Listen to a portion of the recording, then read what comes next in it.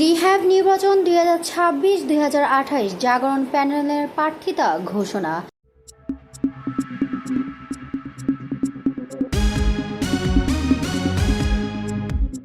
Zulfikar Ali Jewel, staff reporter, Bangladesh real estate and housing association. REHAB নির্বাচন 2026-2028 উপলক্ষে জাগরণ প্যানেল আনুষ্ঠানিকভাবে তাদের প্রার্থিতা ঘোষণা করেছে।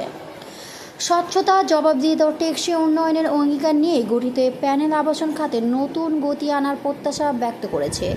রিহ্যাবের অন্যতম প্রতিষ্ঠাতা সদস্য জনাব মোকাররম হোসেন খান ব্যালট নং 02 প্রেসিডেন্ট প্রার্থী হিসেবে প্যানেলের নেতৃত্ব দিচ্ছেন। সিনিয়র ভাইস প্রেসিডেন্ট প্রার্থী হিসেবে রয়েছেন ইঞ্জিনিয়ার আব্দুল লতিফ, ব্যালট নং 06। অভিজ্ঞ এই নেতৃত্ব রিহ্যাবকে আরও গতিশীল ও সদস্য বান্ধব সংগঠনে রূপান্তরের প্রতিশ্রুতি দিয়েছে। নির্বাচন প্রসঙ্গে মোকাররম হোসেন খান ব্যালট নং 02 বলেন, আমরা একটি স্বচ্ছ ও দায়িত্বশীল রিহ্যাব গঠনে প্রতিশ্রুতিবদ্ধ।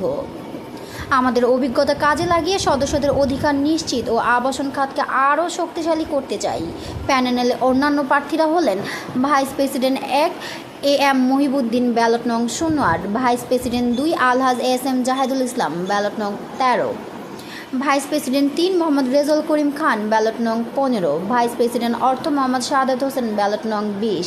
পরিচালক পদে প্রার্থী হয়েছেন মোহাম্মদ রেজানুল হক, ব্যালট নং 34, doctor engineer Mohammad Mohiuddin Sikdar Manju, ballot নং 43, মোহাম্মদ আক্তার হোসেন, ব্যালট নং 49, মোহাম্মদ আলী হোসেন, ব্যালট নং 65, মোহাম্মদ জাহাঙ্গীর আলম, ব্যালট নং 46, Rotarian S Emdad Hossain, ballot নং 52, মোহাম্মদ ওবায়দুর রহমান তালুকদার, ব্যালট নং 62।